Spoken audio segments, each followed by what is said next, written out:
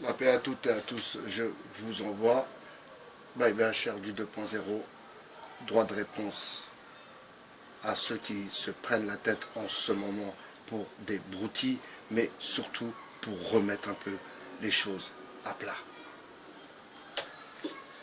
Vont se mélanger à une société qu'ils connaissent parfaitement et sans aucune pitié, sans aucune once d'humanité, vont narguer ces pauvres gens qu'ils pourraient aider sans aucun problème d'une certaine manière.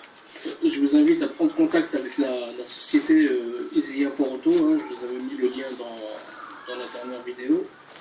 Mais c'est très simple, hein, c'est Easy, E-A-S-Y, Import Auto, tout attaché.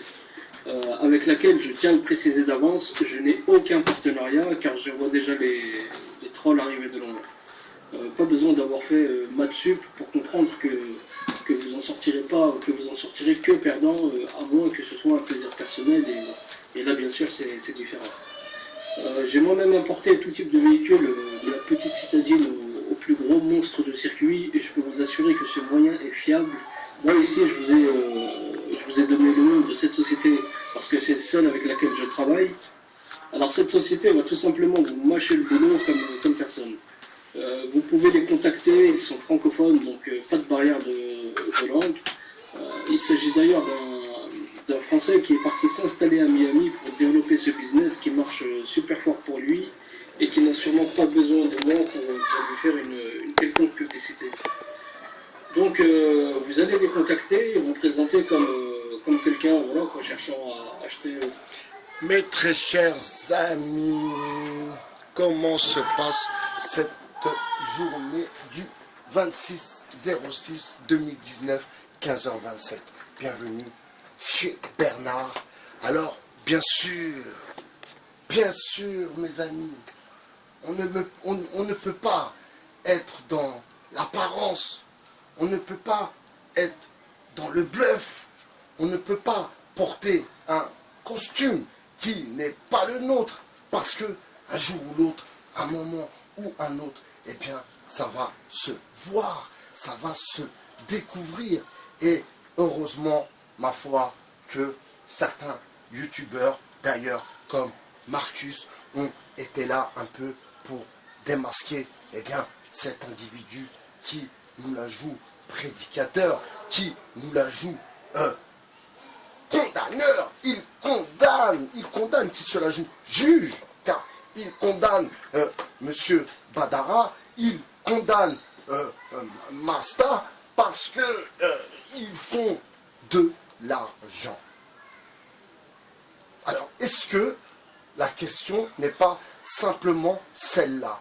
Une once, comme il dit, une once de jalousie. Alors, développons un peu plus le bazar. Expliquez-moi, j'ai envie de comprendre. Comment quelqu'un qui se prétention, oui, moi, le hadith, moi, le verset, oui, tel savant a dit que, eh bien, oui, mais si vous voulez importer des grosses voitures des États-Unis vers la France, eh bien, vous passez par ce site. Mais qu'est-ce que c'est que ces histoires? Frère, tu pètes un câble ou quoi? Comment tu peux parler du djinn? Astaghfirullah. Comment tu peux parler du djinn? Comment tu peux parler de remettre en place, de condamner, de juger, d'insulter, d'être médisant envers tes frères? Parce que les Noirs dont tu parles, ce sont des musulmans, mon ami. Donc, réponds à ma question. C'est quoi ton problème? T'aimes pas les Noirs? C'est ça ton problème dans le fond? Est-ce que c'est ça ton problème? T'aimes pas les Noirs? Parce que c'est pas l'histoire du métissage. Fausse excuse. C'est faux. C'est pas l'histoire du métissage. Non. C'est cette haine, cette jalousie, quelque part. Pas de tous, pas de tout le monde, bien heureusement, et là je parle des Blancs envers les Noirs, des Noirs envers les Chinois, peu importe toutes ces fausses matrices dans lesquelles les diviseurs veulent vous ramener, mes amis. Et là, j'adresse cette vidéo surtout aux plus jeunes.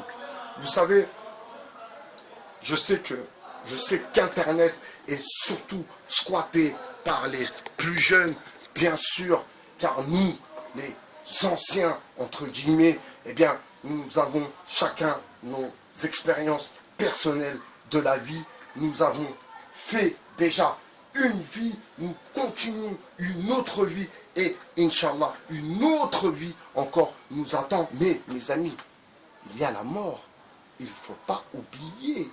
Il y a la mort et on va rendre des comptes. Et vous savez, le jour du jugement, eh bien, tous vos membres témoigneront. Vos yeux, vos oreilles, vos pieds, vos mains. Vous vous imaginez? À savoir où tu mets tes mains, à savoir ce que tu dis avec ta bouche, à savoir ce que tu entends avec tes oreilles. Alors imaginez-vous, excusez-moi, cette médisance. Alors, vous avez constaté que je n'ai pas pris les patins, entre guillemets, de M. Badara. Pourquoi? Alors là, je vais m'en expliquer, parce que j'aime bien aussi les choses justes. Je ne dis pas que je suis quelqu'un de juste, mais j'essaye de l'être. Alors, pourquoi je n'ai pas pris les patins de M.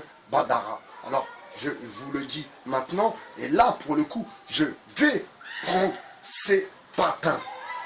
Mais, je vais revenir sur, malheureusement, je ne suis pas déçu, parce que, comme je l'ai précisé, c'est pas à moi, c'est pas à nous que ces artistes, ces chanteurs, ces acteurs, ces gens de tous les jours vont rendre des comptes. C'est au Créateur.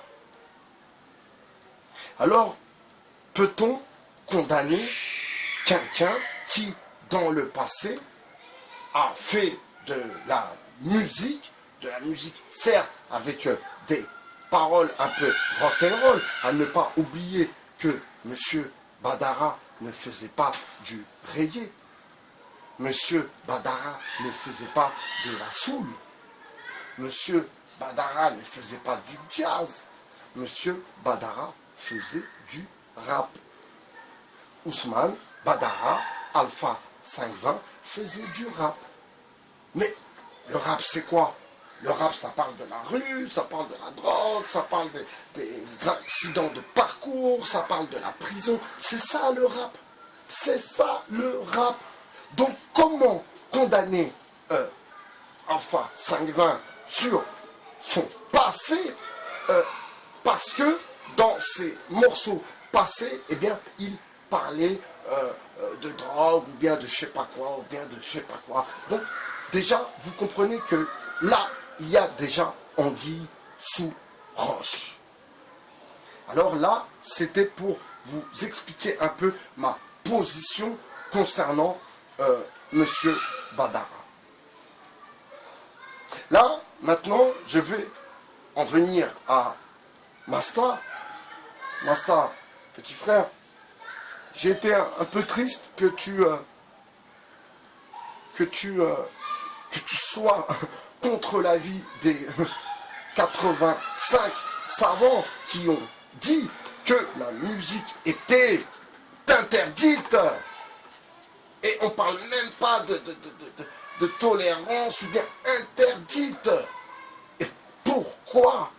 Pourquoi? Et dans ton dernier clip, eh bien, tu en as fait encore une fois la preuve. Pourquoi la musique est interdite? Pourquoi, mes amis? Parce que le son t'emmène dans une matrix. Les paroles t'emmènent dans une matrix. Toutes ces choses-là qui t'emmènent ailleurs, donc forcément te décrochent de ton créateur et de ton djinn. Vous comprenez? Donc, Masta, tu ne peux pas dire que la musique est licite. C'est pas possible. Tu ne peux pas dire que la musique est licite. C'est pas possible, c'est impossible. Tu ne peux pas confirmer et attester que la musique est licite. Tout divertissement est illicite. Tout divertissement est illicite. Cinéma d'ailleurs, ils t'ont fait des vidéos pour que tu revoies un peu aussi ton logiciel. Mais maintenant, je vais vous expliquer pourquoi certains partent un peu en cacahuète. Alors, mes amis, vous savez, moi, comme tant d'autres, excusez-moi,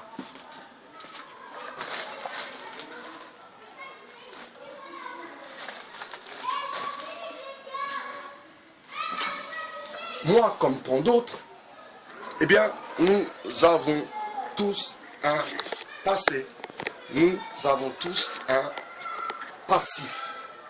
Mais le but est aussi la tauba, le repenti. Eh bien, c'est là qu'il doit intervenir. À chaque fois, même à chaque prière, de faire le repenti et demander surtout qu'il soit accepté. Alors, vous savez, parfois, quand il y a le succès, quand il y a des gens qui vous laissent des commentaires, quand vous commencez à ne plus toucher les pieds au sol, eh bien oui, vous pouvez vous perdre. Regardez tous ces artistes qui avaient du talent pour le coup. Alors, quand je dis artiste, je parle d'acteurs, de chanteurs, de peintres, peu importe, hein, le côté artistique, qui avaient un talent et qui sont morts dans des conditions pitoyables, misérables, qui meurent des overdoses, qui meurent à cause de la drogue, qui meurent à cause des maladies liées à une vie, ma foi, de dépravé. Alors que, dans le fond, ce n'étaient pas des gens qui étaient si mauvais que ça. Quand vous regardez la vie de Amy Winehouse, sa vie, la vie de cette jeune fille qui était très très talentueuse. D'ailleurs, on ne parle même pas de noirs ou bien d'arabes, de musulmans. Je parle d'Amy Winehouse, une anglaise, une blanche, une chrétienne. Pour vous dire que on remet toujours les choses à plat. Amy Winehouse, qui était une petite jeune fille innocente, qui voulait devenir une grande chanteuse, qui, voilà, elle s'est essayée, et puis en effet, elle avait du talent. Eh bien, regardez le talent, qu'est-ce que ça lui a apporté. Elle n'a pas fait d'enfant, elle n'a pas eu de vie de famille, elle ne s'est pas mariée, elle n'a pas connu le bonheur dans le fond de cette vie d'ici-bas. Et d'ailleurs, ils sont beaucoup à être finis, à avoir fini, excusez-moi, dans des conditions misérables. Regardez le grand peintre, parce qu'on peut l'appeler un grand peintre, car c'était un grand peintre. Basquiat, Jean-Michel Basquiat, excusez-moi, qui lui aussi est mort d'une overdose. Vous vous imaginez une overdose? Quelqu'un qui était millionnaire, quelqu'un qui avait du talent grave, quelqu'un apparemment qui était sympathique, qui était quelqu'un de gentil. Eh bien, oui, il a rencontré Andy Warhol qui était lui-même homosexuel, Andy Warhol qui était aussi, je crois, je ne vais pas l'attester, ce n'était pas mon ami, mais avait un penchant pour les substances. Eh bien, Basquiat a dérapé. Basquiat a dérapé. Alors, est-ce que c'est la rencontre avec Warhol qui l'a fait déraper, ou est-ce que Warhol a été, si vous voulez, l'élément qui a fait qu'il dérape? Parce que s'il n'aurait pas rencontré Andy Warhol, sa carrière n'aurait pas pris aussi rapidement. Donc, la rencontre avec Andy Warhol, en fait, a été la signature de sa fin et d'une fin tragique. Vous comprenez? Donc parfois, même en ayant du talent, je me répète, que ce soit dans la musique, dans la peinture, les acteurs, peu importe, c'est surtout la manière dont tu gères ta carrière. Et ça, c'est beaucoup plus important que l'argent et que ta représentation, si vous voulez, dans la vie publique. Il y a des gens qui veulent devenir des gens publics, il y a des gens qui veulent devenir des stars, ça existe, des gens, ils se rêvent star, il veut devenir une star. Son truc, c'est devenir une star. Mais il est prêt à vendre son âme au diable pour ça. Et ça, vous savez, quand j'avais fait la vidéo sur ma star en rigolant avec ses décryptages de clips 6, 6, 6, 4, 2, 2, 3, 3, 3. Non, c'est pas ça le truc. Le truc, c'est que, arrivé à un moment, quand tu es dans un certain degré de la musique, par exemple, eh bien, tu signes des clauses. Et ces clauses sont diaboliques. Mais là, c'est autre chose. C'est que tu n'as pas ton mot à dire.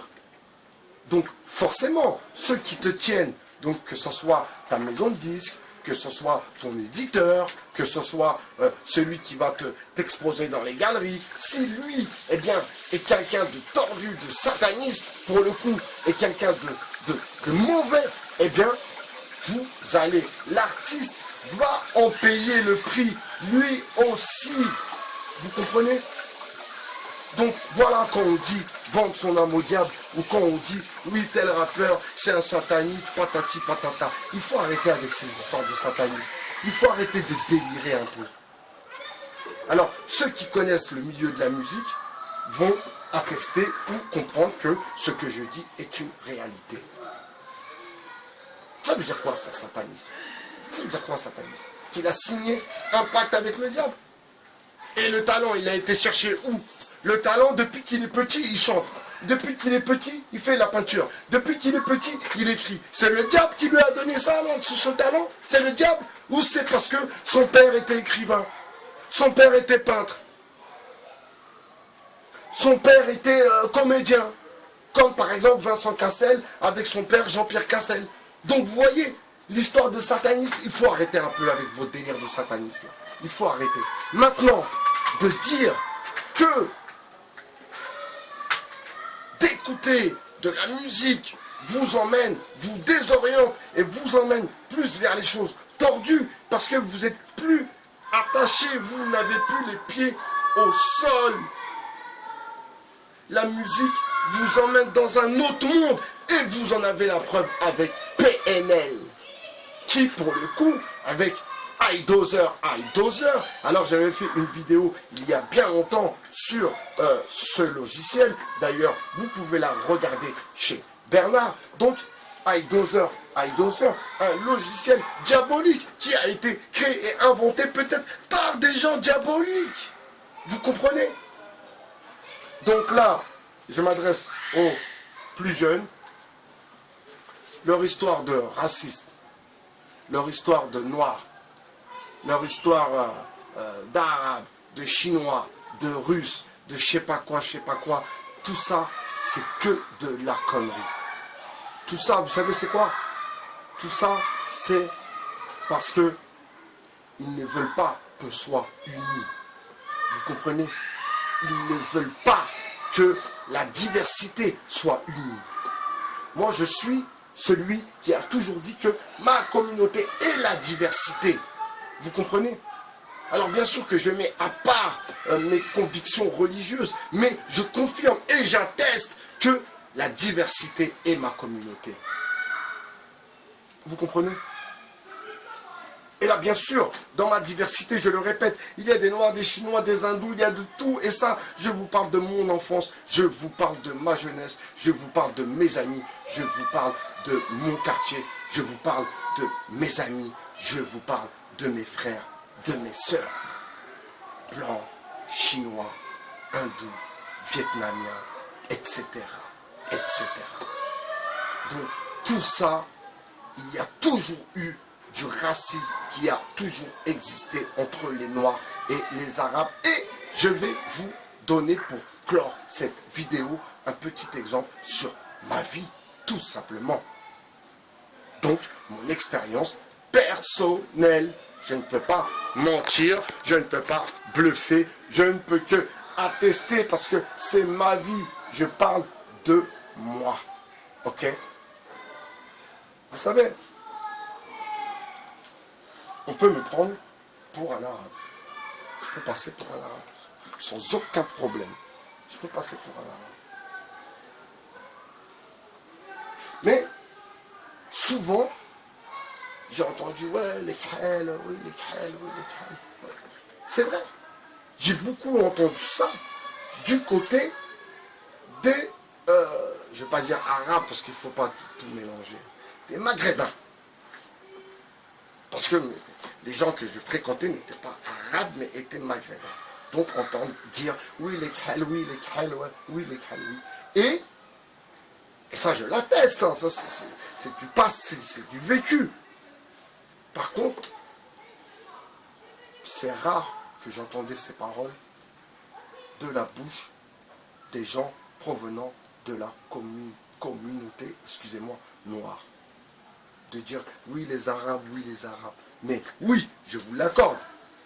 Parce que je ne suis pas, je ne baigne pas, si vous voulez, dans le milieu africain. Donc oui, peut-être que ceux qui baignent dans le milieu africain, peut-être qu'ils l'entendent, qu'ils l'ont entendu ou qu'ils l'entendront. Oui, les Arabes, peut-être, oui, oui, peut-être.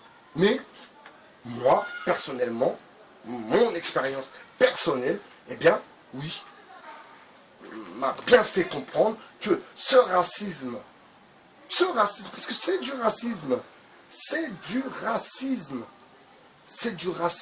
de dire, oui, mais les Noirs, oui, patati. Et là, on voit comment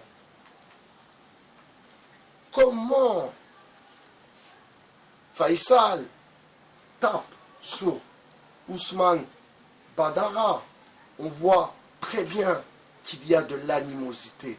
Et d'ailleurs, comme dit Marcus Dia, bien sûr, on sent, et c'est vrai, et comme il dit d'ailleurs, je ne parle pas de moi, je ne parle pas des autres, je parle simplement des faits, je suis factuel.